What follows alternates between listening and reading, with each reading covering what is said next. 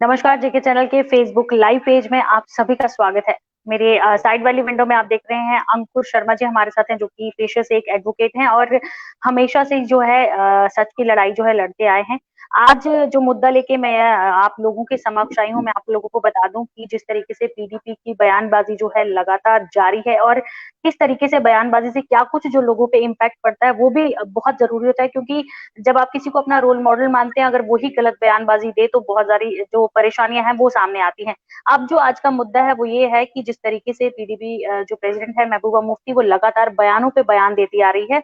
और जब से 2019 की बात करें, 5 अगस्त से धारा 370 को हटाया गया, उसके बाद क्या कुछ उनका कहना था और बहुत कुछ ही कहना था, बहुत उत्तेजित जो बयान है वो सामने आते हैं। और आज जो उनकी रैली निकलने वाली थी, उस रैली को भी रोक दिया गया और बहुत सारे ऐसे बयान हैं जो उन्होंने दिए हैं। हमारी जो माननीय प्रधानमंत्री हैं, इनडायरेक्टली डाकू तक बोला गया है। इसी पे ज्यादा जान बात के लिए हमारे साथ जो हमारे अंकुर शर्मा एडवोकेट जुड़ चुके हैं, इन्हीं से बात करेंगे। तो सर, बहुत बहुत स्वागत है आपका और आपका समय देने के लिए। तो सर, क्या कुछ कहना है आपका इन सारे मुद्दों को लेके? देखिए, मुझे लगता है कि एक गलत समय पे इन्हें छोड़ा गया जेल से। और ये तो जी। स्वाभाविक ही था कि जिस समय इन्हें छोड़ा जाएगा उसके बाद ये अपने असली चेहरे दिखाएंगे। और अब तो जी। ये सर्वविदित है, पूरी दुनिया को पता ये चल गया कि ये देश की, भारत की एकता और अखंडता में विश्वास नहीं रखते हैं। वो व्यक्ति जो भारत का झंडा ना उठाने की बात कहे, वो व्यक्ति जी। जो सब नेशनलिज्म, जो इनफैक्ट मुस्लिम सब नेशनलिज्म को नेशनलिज्म से ऊपर रखे, उन्होंने जी। रियासत का झंडा इसलिए उठाया क्योंकि वो इंडियन नेशनलिज्म से ऊपर भी मुस्लिम सब नेशनलिज्म को रखती हैं, रखे। मुझे लगता जी। है कि उसका हमारे पॉलिटिकल स्फेयर में कोई स्थान नहीं है, ना ही होना चाहिए। क्योंकि आप कभी एमएलए बने, कभी आप चीफ मिनिस्टर बने, हमेशा आप संविधान की शपथ लेते हैं। और हमारे जो नेशनल सिंबल्स हैं, नेशनल सिंबल्स नेशन बिल्डिंग में बहुत इंपॉर्टेंट रोल प्ले करते हैं। देखिए, नेशनल सिंबल्स कोई छोटी मोटी बात नहीं है। और बिल्कुल। नेशन जो है, ये इमोशंस और दिलों में, देखिए, how would you keep the country together जी। अगर नेशनहुड की फीलिंग, नेशनलिज्म की फीलिंग लोगों में नहीं होगी? आप 135 करोड़ लोगों को किस तरीके से इकट्ठे साथ में रख सकेंगे? किस तरीके से शांति प्रिय तरीके से जिंदगी जी सकेंगे? तो मुझे लगता है कि जी। नेशन बिल्डिंग के जितने भी इश्यूज या सिंबल्स हैं, उस पे अगर ये लोग आघात करते हैं, तो मुझे लगता है कि जी। इनकी पॉलिटिकल ऑस्ट्रेसाइजेशन होनी चाहिए। इलेक्शन कमीशन ऑफ इंडिया को भी इसका संज्ञान लेना चाहिए और इनकी पॉलिटिकल पार्टी की मान्यता तक रद्द होनी चाहिए। मुझे नहीं, हमारा एकजुट जम्मू की तरफ से हमेशा ये कहना ये रहा कि जम्मू कश्मीर में पीडीपी, एनसी या जो भी गुपकार गैंग वाली जो पॉलिटिकल पार्टीज हैं, ये हमेशा हमारे डेमोक्रेटिक इंस्टीट्यूशंस को, उसके फ्रीडम्स को अब्यूज करके, इस्तेमाल करके हमारी डेमोक्रेसी को सबवर्ट करने का काम करते हैं। यानी डेमोक्रेसी को इस्तेमाल करती हैं डेमोक्रेसी को खत्म करने के लिए, जी। फ्रीडम्स को इस्तेमाल करती हैं बाकियों के फ्रीडम्स को खत्म करने के लिए। तो इनका यही रोल है, शुरू से हम ये कहते आए हैं। तो केंद्र सरकार की आंखें अब खुलनी चाहिए। Don't please keep empowering these political parties. Don't take steps which would ultimately empower these political parties. जैसे फॉर इंस्टेंस 2011 के सेंसस के आधार पर डिलिमिटेशन करना, जिससे जी। अल्टीमेटली पॉलिटिकल पार्टीज के हाथ में पावर जाएगी। और जब इन्होंने अपने चेहरों से नकाब हटा दिए हैं, ये बहुत ब्लेटेंट और ब्रेजन तरीके से सामने आके हिंदुस्तान को गाली दे रहे हैं, नेशनहुड के ऊपर जी। सवाल उठा रहे हैं, नेशनल सिंबल्स को डिसऑनर कर रहे हैं। तो कड़ी कार्रवाई करने के अलावा इन्हें पॉलिटिकली भी ऑस्ट्रेसाइज करना चाहिए। लेकिन अंकुर जी, पेशे से जिस तरीके से मैंने पहले भी बताया कि जो अंकुर जी हैं वो पेशे से एडवोकेट हैं, और अगर मैं बात करूं जिस तरीके से ये जो बयान इन्होंने दिया है, ये चाहे नाम नहीं दिया लेकिन ये जरूर कहा कि डाकू कह के केंद्र मंत्री या अमित शाह जी को या प्रधानमंत्री को कहा कि जो इन्होंने ध्वज ये चोरी कर लिया है, तो इस पे क्या इनका राष्ट्रवाद को लेके इन पे जो है कोई एलिगेशंस लग सकती हैं या इनके वारंट्स निकल सकते हैं? क्योंकि इस तरीके के जो बयान है ये सभी को आहत करते हैं और ये गलत जो अफवाहें और खबरें हैं वो भी फैलाते हैं। नहीं, देखिए, लीगल पॉइंट ऑफ व्यू से जो इन्होंने फ्लैग को लेके जो बयानबाजी की है, हमारे नेशनल बिल्कुल। सिंबल को लेके जो बयानबाजी की है, जी। कानून में प्रावधान है कि उसके उस बयानबाजी के आधार पे इन पे एफआईआर लगे। ये जो नेशनल सिंबल्स डिसऑनर उनका नहीं होगा, उसको लेके जो कानून है, उसके तहत जी। कार्रवाई की जा सकती है। लेकिन लार्जली इनकी जितनी भी ओवरटोन्स या जितनी भी आर्टिकुलेशंस हैं, वो सब ट्रीजन है, वो देशद्रोह है। नेशनल सिंबल्स को का अपमान करना तो केवल एक पहलू है, लेकिन ये तो भारत की एकता और अखंडता पर सवाल उठाते हैं। भारत की बिल्कुल। सोवरेनिटी पे सवाल उठाते हैं, ये मुस्लिम सब नेशनलिज्म को, कम्युनलिज्म को बढ़ावा देते हैं। अल्टीमेटली जो अलग झंडे की ये डिमांड कर रहे हैं, वो अलग झंडा किसने दिया, किसने बनाया? और क्या झंडे के नीचे कोई दूसरा झंडा हो सकता है भारत में? क्या कोई और स्टेट है जिसका कोई दूसरा झंडा है?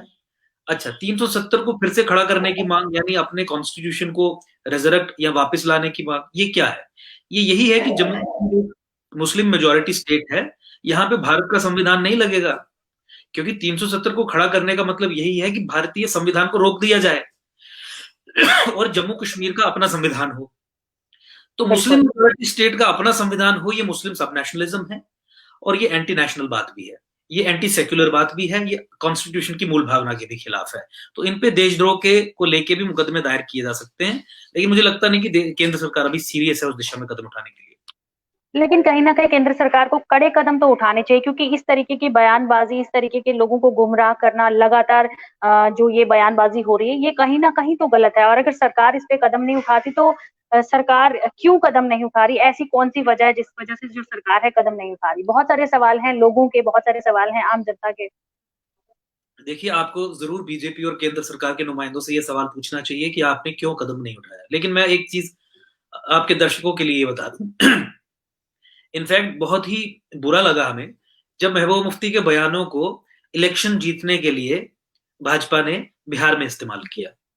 Rather than taking an action, आप उनके बयानों को इस्तेमाल कर रहे हैं ताकि आप पोलराइजेशन अपने फेवर में कर सकें। तो मुझे लगता है कि पोस्चरिंग में भाजपा अधिक बिलीव करती है। केंद्र सरकार, जैसा मैंने कहा कि मन नहीं बनाया है केंद्र सरकार ने इन लोगों को पनिश करने का। आपने प्रिवेंटिव डिटेंशन में लिया, आप इनके ऊपर 10 मुकदमे दर्ज कर सकते हैं और जो बिल्कुल, जायज मुकदमे होंगे, ये कोई आवाज दबाने वाली बात नहीं है। वो हिंदुस्तान को गाली देते हैं, हिंदुस्तान से सेसीड होने के लिए वो काम कर रहे हैं। वो बिल्कुल। पाकिस्तान और इंडिया की सोवरेनिटी पे, आई मीन इंडिया की सोवरेनिटी पे पाकिस्तान को इंट्रोड्यूस करके सवालिया चिन्ह लगाते हैं। ये सब देशद्रोह, राजद्रोह की श्रेणी में आते हैं, कैटेगरी में आते हैं। फिर हमारे सिंबल्स को भी बदनाम करते हैं। और हमारे पास एक सरकार है, केंद्र सरकार, जो इनके असंवैधानिक, कम्युनल, एंटी नेशनल बयानों को केवल पॉलिटिकिंग के लिए इस्तेमाल करती है, सियासत के लिए इस्तेमाल करती है, वोट बैंक की राजनीति के लिए इस्तेमाल करती है। बिहार इलेक्शंस में आपने देखा इस तरीके से 370 का मुद्दा जो है, इनफैक्ट जो इनकी स्टेटमेंट्स हैं वो वहां पे इस्तेमाल की गई गुपकार गैंग की। तो मुझे लगता है कि आपको लेकिन ये सवाल, बिल्कुल, बिल्कुल। लेकिन अंकुर जी, अगर हम बात करें इस तरीके से, ये लड़ाई कभी खत्म नहीं होने वाली, इस तरीके से ये बयानबाजी भी कभी खत्म नहीं होने वाली।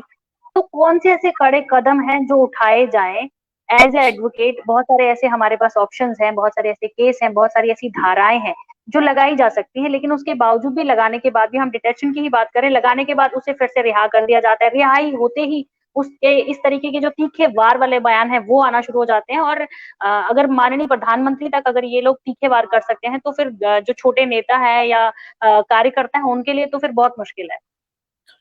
देखिए आपको धाराओं के तहत इन्हें बुक नहीं करना है, आपको इसका एक पॉलिटिकल सॉल्यूशन खोजना है। आपको ये बिल्कुल। सबसे पहले ये समझना है कि आप ऐसी पॉलिटिकल पार्टीज और ऐसे नेता जो पाकिस्तान की बोली बोलते हैं या जो मुस्लिम सब नेशनलिज्म को पुश करते हैं, नेशनल सिंबल्स को डिसऑनर करते हैं, जिनका देश की एकता और अखंडता में कोई विश्वास नहीं है, आपको उन्हें पॉलिटिकली खत्म करना है। और उसके लिए तो एकजुट जम्मू ने ये कह ही दिया कि आप कश्मीर को 2 यूनियन टेरिटरीज में डिवाइड करिए, जम्मू को एक सेपरेट स्टेट बनाइए। कश्मीर में आपने देखा 90 के दशक में जो कश्मीरी हिंदू थे, उनका रेप, बिल्कुल। मर्डर, बलात्कार, नरसंहार हुआ। उनके लिए एक बिल्कुल। स्पेशल प्रोटेक्टेड डोमेन, एक जोन बनाना भारत सरकार की रिस्पॉन्सिबिलिटी है, जो भारत सरकार अभी तक शर्क कर रही है निभाने से, पीछे हट रही है। तो देखिए जिस दिन जम्मू कश्मीर से अलग हो जाएगा, एक सेपरेट स्टेट हो जाएगा, यहाँ की राष्ट्रवादी समाज जो है वो एम्पावर्ड फील करेगा, उसके हाथ में सत्ता आएगी, अपने अफेयर्स वो खुद संभालेगा। कश्मीर जो एक प्रॉब्लम जोन है, जहां पे एंटी नेशनल ताकतें पॉलिटिकल पावर हथिया के उसे देश के खिलाफ ही इस्तेमाल करती हैं, इतना बड़ा हो जाते हैं। देखिए बाब महबूबा मुफ्ती की बात को क्यों सुना जा रहा है? क्योंकि क्योंकि महबूबा मुफ्ती चीफ मिनिस्टर रही। फारूक अब्दुल्ला की बात को क्यों पूरी दुनिया में सुना जा रहा है? क्योंकि फारूक अब्दुल्ला चीफ मिनिस्टर रहे। Ultimately solution is political, disempower them politically if they do not believe in the unity and integrity of the nation, if they do not believe in the Indian constitution, they have no right at all कि उस constitution के तहत they get empowered और state apparatus अपने उनके हाथ में आए। तो 2 यूटी में डिवाइड करिए कश्मीर को और जम्मू को सेपरेट स्टेट बनाइए। मुझे लगता है कि सबकी सबकी आवाज जो है वो ठीक हो जाएगी। लेकिन लेकिन अंकुर जी, ये जाते जाते आखिरी सवाल है मेरा आपसे कि जिस तरीके से आपने कह दिया कि इसका एक ऑप्शन है कि हम अलग अलग कर दें, जम्मू को अलग कर दें और कश्मीर को अलग कर दें, लेकिन क्या उससे लगता है कि आपको ये सब चीजें ठीक होंगी? और अगर हम कश्मीर को अलग करते हैं तो कश्मीर कहीं पाकिस्तान के उसमें ना आ जाए, देखिए, एरियाज में? ये एक प्रिमाइज पेडल की गई पिछले 70 साल से कि जम्मू का कश्मीर के साथ जुड़े रहना इसलिए आवश्यक है ताकि कश्मीर पाकिस्तान में ना चला जाए। ये एक फंडामेंटली रॉन्ग प्रिमाइज है। उसका कारण क्या है? जब आप ये कहते हैं कि आपको एक मुस्लिम मेजॉरिटी स्टेट में एक हिंदू पॉपुलेशन जोड़ के रखनी है ताकि वो पाकिस्तान के साथ ना चला जाए, तो आप सब मुसलमानों पे सवाल उठा रहे हैं। अच्छा, जब आप सब मुसलमानों की सिंसियरिटी पे सवाल उठा रहे हैं, तो फिर आप जम्मू कश्मीर में मुसलमानों को एम्पावर क्यों कर रहे हैं? सत्ता पिछले 70 साल में जम्मू कश्मीर में किसके पास रही? तो देखिए, ये प्रिमाइज को भी समझना पड़ेगा। अगर आपकी ये भी प्रिमाइज है कि कश्मीर को बचाने के लिए जम्मू को साथ रखना है, तो जम्मू को आपको गुलाम बना के नहीं रखना है, जम्मू को होस्टेज बना के नहीं रखना है कश्मीरी हेजेमनी का, जम्मू को एम्पावर करके रखना है। लेकिन मुझे लगता है कि बिल्कुल फंडामेंटली रॉन्ग प्रिमाइज है। देखिए, जैसा मैंने कहा, मुस्लिम ब्रदरहुड का एक मॉडल है। देखिए, सऊदी अरेबिया भी कैलिफेट की मूवमेंट चला रहा है, ईरान भी कैलिफेट की मूवमेंट चला रहा है, और तीसरा जो बड़ा संगठन या ऑर्गेनाइजेशन है वो मुस्लिम ब्रदरहुड है, जो इस्लामिक कैलिफेट की मूवमेंट चला रहा है। ये अलग अलग तरीके से ऑपरेट करते हैं।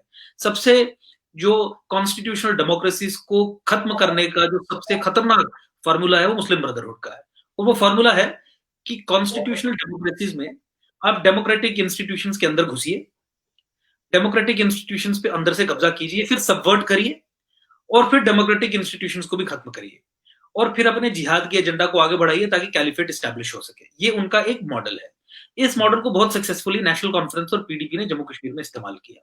370-35 से सबसे पहले इंट्रोड्यूस करवा दिया इसी मॉडल के आधार पे। हमारे संविधान में एक सेक्युलर प्रोविजन इंट्रोड्यूस करवा दिया, जिसके जरिए ये सुनिश्चित कर दिया कि मुस्लिम मेजोरिटी स्टेट में हिंदुस्तान का संविधान नहीं लागू होगा।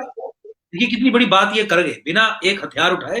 हिंदुस्तान का संविधान ही कह रहा है 370 के माध्यम से कि हिंदुस्तान का संविधान मुस्लिम मेजोरिटी एरिया में लागू नहीं होगा। एक चीज। फिर आपने रोशनी एक्ट भी देख लिया। वो कानून जरिए जम्मू कश्मीर में स्टेट लैंड इन्होंने ओवरवेलमिंगली मुस्लिम्स को दी। यानी कठुआ में, सांबा में, हिंदू मेजोरिटी एरियाज में जो भी मुसलमान सरकारी जमीन देखेगा, 100% उसे इस कानून के तहत दे दी। फिर आपने 14 फरवरी 2018 का ऑर्डर भी देख दिया। ये सारे जो कानून थे, एग्जीक्यूटिव ऑर्डर्स थे, ये हमारी विधानसभा और विधानसभा में बैठे पदाधिकारियों ने बाकायदा सेक्युलर ऑर्डर्स पास करके ही तो किए ना।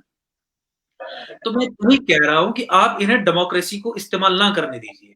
इसीलिए केंद्र शासित प्रदेश बनाइए कश्मीर को, ताकि ये हमारे डेमोक्रेटिक इंस्टीट्यूशंस को अब्यूज ना कर पाए, और फिर तो इनके पास कोई ताकत या क्षमता ही नहीं रहेगी कि ये पाकिस्तान के साथ जा सके, क्योंकि तब ये चीफ मिनिस्टर नहीं होंगे, मिनिस्टर्स नहीं होंगे, इनके अल्टीमेटली ये हवाला एजेंट्स भी तो हैं।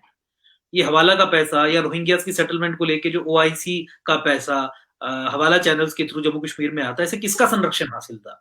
इसी महबूबा मुफ्ती का संरक्षण हासिल था, इसी के अंडर अल्ताफ बुखारी का संरक्षण हासिल था, फारूक अब्दुल्ला का संरक्षण हमेशा हासिल रहा। यहाँ वहाबी आर्किटेक्चर की हाईवेज के अराउंड जो most radical form of Islam, जो आतंकवाद का आधार बन रहा है पूरी दुनिया में, उस विचारधारा का जो आर्किटेक्चर है मॉस्क्स का, they are coming up on highways, सारे हिंदू डोमिनेटेड एरियाज में हाईवेज पर करोड़ों करोड़ों की मस्जिद है। उसके लिए जो पैसा आ रहा है, वो पैसा कैसे आ रहा है? तो मैं यही कह रहा हूं कि जब आप इनको एम्पावर्ड रखेंगे तो ये चीजें होंगी, ये अंदर से आपको खत्म करेंगे। तो आप इनकी ताकत को खत्म करिए, आप समझिए कि इनका मॉडल क्या है। इसीलिए केंद्र शासित प्रदेश बनाते ही, 2 यूनियन टेरिटरीज में डिवाइड करते ही, एक हिंदुओं के लिए, एक रेस्ट ऑफ द कश्मीर के लिए, तो हिंदुस्तान की फर्दर एक्सटेंशन होगी कश्मीर में। अगर आप वहां पे परसिक्यूटेड जिनोसाइड जिन्होंने फेस किया है, उन हिंदुओं को लेके वहां पे एक केंद्र शासित प्रदेश बनाते हैं, तो हिंदुस्तान के लोग, हिंदुस्तानी तो वहां पे जाएंगे ना। कश्मीरी हिंदू तो देशद्रोही नहीं है, वो तो पाकिस्तान के साथ नहीं है। तो इंडिया की फर्दर एक्सटेंशन होगी वहां पे, नेशनलिज्म की फर्दर एक्सटेंशन होगी वहां पे। तो इस तरीके से कश्मीर बच पाएगा, और उनको आप सीमित रखिए केंद्र शासित प्रदेश तक। और जम्मू, जिसने हमेशा देश का साथ दिया, राष्ट्रवादी रहे, जिन्होंने ये स्टेट बनाई भी, वो तो हमेशा अपने प्राणों की आहुति देने के लिए, देश के लिए हमेशा तैयार है। और हमने तो ये हमेशा कहा कि कभी भी नेशनल इंटरेस्ट और लोकल इंटरेस्ट में कभी कोई अगर कोई कॉन्ट्रोडिक्शन आ जाएगी, तो national interest will prevail. Dogra या जम्मू में local interest will not prevail, national interest will prevail. ऐसी सोच और विचारधारा जी, रखने वाले लोग हैं, तो हमें क्यों ना जम्मू को एक अलग स्टेट बना के पूरी वो ताकत, पूरी वो पावर, वो डेमोक्रेसी की दी है, जिसके बाद खुशहाली से यहाँ पे हम अपना जीवन यापन करें। Why should Jammu be punished? तो इसलिए जो आपकी पहली प्रेमाइज़ है, बिल्कुल जम्मू वालों को समझना ज़रूरी है, बहुत फंडामेंटली रॉन्ग प्रेमाइज़ है और ये प्रेमाइज़ आईएसआई और उसके जिहादी एलिमेंट्स ने ही इंडियन स्टेट apparatus में प्लांट की है, ताकि जम्मू को गुलाम और होस्टेज बना के रखा जा सके और कश्मीरी जी। कश्मीरी नेता जो पाकिस्तान की पेरोल्स पे हैं, वो ताकतवर बने रहें और फिर केंद्र को ब्लैकमेल किया जाए। जी, अंकुर जी, बहुत-बहुत शुक्रिया आपका जानकारी के लिए। ये हमारे साथ अंकुर शर्मा जी जुड़े हुए थे एडवोकेट। हम जानना चाहते थे कि एक एडवोकेट की किस तरीके से जो सोच है, इन ये जो इतने सारे बयानबाज़ी आ रही है, क्या इन पे कोई राष्ट्रवाद के खिलाफ कोई मुकदमा दायर हो सकता है या नहीं? और किस तरीके से जम्मू कश्मीर को लेके इनकी जो राय थी, वो भी हमने जाना कि जम्मू को एक अलग स्टेट बना दिया जाए और कश्मीर को एक अलग से। ये तो ख़ैर सरकार ही डिसाइड करेगी कि क्या बनाना है। कश्मीर को 2 यूटीज़, कश्मीर को स्टेट नहीं बनाना जी, है। कोई क्योंकि यूटीज़ कश्मीर नहीं। में जी, समस्या है, जम्मू कश्मीर में नहीं, जी, जम्मू कश्मीर के अंदर सिर्फ़ कश्मीर में कश्मीर में। समस्या है और जी। कश्मीर में जो समस्या है, उस समस्या का नाम है जिहाद। जी हाँ। तो अंकुर जी बहुत-बहुत शुक्रिया आपका हमारे साथ जुड़ने के लिए। तो आपने देखा अंकुर जी हमारे साथ जुड़े थे और बहुत सारी बातें हमने की, सिर्फ़ ये जानने की कि आखिर क्या कुछ जो चल रहा है वो सब और जम्मू-कश्मीर को लेके आए दिन जो लगातार जो मुद्दे हैं वो दिखाई देते रहे हैं और जिस तरीके से पीडीपी जो प्रेज़िडेंट है महबूबा मुफ्ती उनकी रिहाई के बाद बाहर आते ही किस तरीके से जो सियासी माहौल है वो गरमा गया। तो फिलहाल जेके चैनल के फेसबुक लाइव पेज में इतना ही, इसी के साथ दीजिए इजाजत। मैं जाते-जाते एक कमेंट पढ़ना चाहूँगी। अरुण जी कमेंट पढ़ने के लिए बोलते हैं, पढ़ देती हूँ। कश्मीर को कंप्लीट यूटी बनाया जाए और जम्मू को स्टेट एंड हमेशा के लिए कश्मीर मसला हल हो जाएगा। सर, ये हम आम लोगों की जितने भी आप लोगों की जो राय है वो सभी हम लोगों की पूरी कोशिश रहती है कि जहाँ तक इस मुद्दे को पहुँचाना है, वहाँ तक पहुँचाने की कोशिश की जाती है। तो फिलहाल जेके चैनल के फेसबुक लाइव पेज में इतना ही, इसी के साथ दीजिए इजाजत। नमस्कार।